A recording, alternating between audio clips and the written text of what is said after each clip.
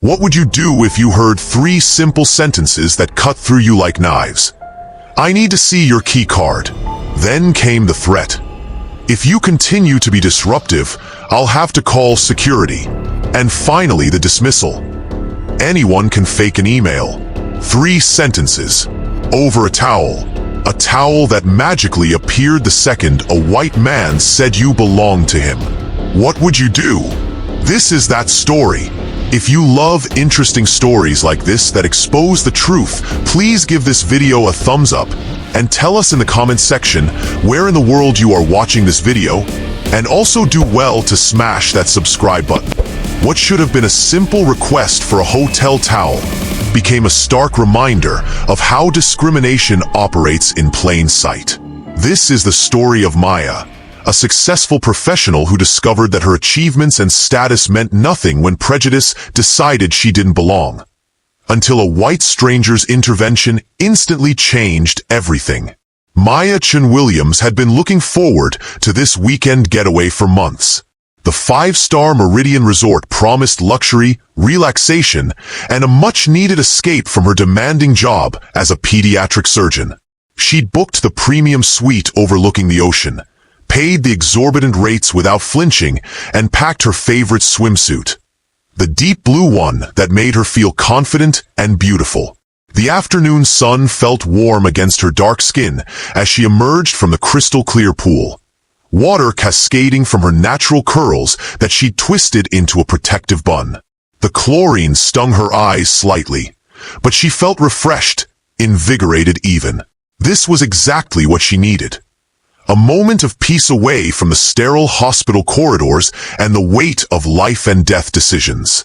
She padded across the heated stone deck toward the towel station, her bare feet leaving wet prints that evaporated almost instantly in the heat. Just ahead of her, she watched a middle-aged white man in designer swim trunks casually grab not 1, but 2 plush white towels from the neatly stacked pile. The pool attendant, a young woman with bleached blonde hair pulled back in a tight ponytail, smiled warmly at him. "Enjoy your afternoon, sir," the attendant chirped, her voice saccharine sweet. Maya approached the same station, still dripping, goosebumps beginning to form on her arms despite the warm air. She reached for a towel, the same motion she'd made countless times at hotels around the world during medical conferences and well-deserved vacations. "Excuse me," the attendant's voice cut through the air like ice. "I need to see your key card." Maya paused, her hand hovering over the soft terry cloth. "I'm sorry." Hotel policy. Pool amenities are for registered guests only. "I need to see your room key."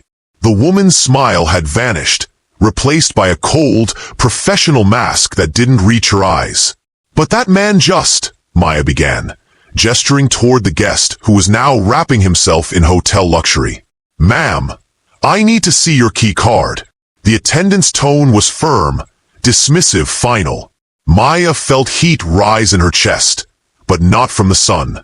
This feeling was familiar, a cocktail of humiliation, anger, and disbelief that she'd hoped she'd left behind in childhood. "My key card is upstairs in my room. I'm in the Ocean Vista Suite, 1247. I can show you my confirmation email, my ID." "I'm sorry, that's not sufficient. Hotel policy requires a key card for pool access." The woman crossed her arms, creating a physical barrier between Maya and the towels. "This is ridiculous," Maya said, her voice rising slightly.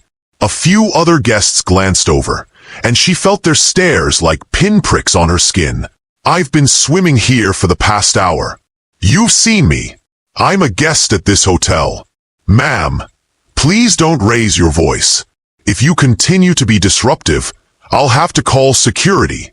The words hit Maya like a slap. Disruptive?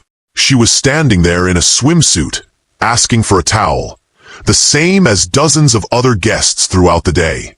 But somehow, her request was disruptive. She pulled out her phone with trembling fingers, scrolling through her emails to find the booking confirmation. The screen was slightly fogged from the pool water, making it difficult to navigate. "Here," she said, holding up the device. "This is my confirmation. I paid $400 a night for this room." The attendant barely glanced at the screen. "Anyone can fake an email. I need a physical key card." Maya felt exposed, vulnerable, standing there dripping wet while other guests lounged comfortably in their towels.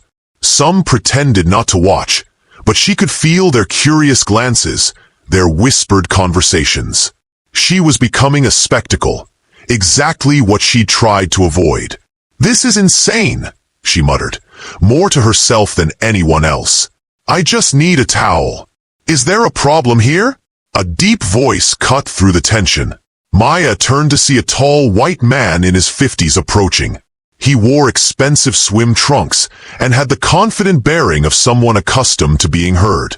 She didn't recognize him, but something in his expression suggested he'd been watching the exchange. "Sir, everything's fine," the attendant said, her tone immediately softening. "Just following hotel policy." The man looked between Maya and the attendant, his jaw tightening slightly. "Room 328, he said firmly. "She's with me." The transformation was instantaneous and nauseating. The attendant's entire demeanor shifted, her shoulders relaxing, her smile returning. "Oh, of course, sir. I'm so sorry for the inconvenience." She practically thrust a towel toward Maya. "Please, enjoy your afternoon." Maya stood frozen for a moment, the soft towel in her hands feeling heavier than it should. The absurdity of the situation crashed over her.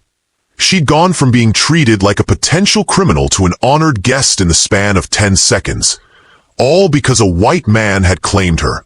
"Thank you," she managed to say to the stranger, though the words felt hollow in her mouth. He nodded grimly. "Don't mention it. Though honestly, you shouldn't have needed me to step in." He shot a pointed look at the attendant, who suddenly found the towel arrangement very interesting. As Maya walked back toward the pool chairs, wrapping the towel around herself like armor, she felt the familiar sting of tears threatening to fall. "Not here," she told herself. "Not in front of these people." But the damage was done. The peaceful afternoon she'd planned was shattered, replaced by the stark reminder that even her money, her education, her professional success couldn't shield her from the assumption that she didn't belong, that she was somehow less deserving of basic human dignity than the guests around her. She thought about all the times this had happened before. The suspicious looks in department stores, the assumption that she was the nanny rather than the mother, the colleagues who questioned her credentials despite her achievements. Each incident was a small cut, and today's humiliation felt like salt in a wound that never quite healed. The worst part wasn't just the racism itself. It was how blatant it had been, how little effort the attendant had made to hide her bias. There was no pretense, no plausible deniability. Just raw, unfiltered prejudice served with a side of hotel hospitality. Maya settled into a lounge chair, the towel wrapped tightly around her shoulders, and stared out at the ocean. The waves continued their eternal dance, indifferent to human cruelty, while she grappled with the weight of a truth she'd carried her entire life. That for some people, she would always be an outsider, even when she belonged.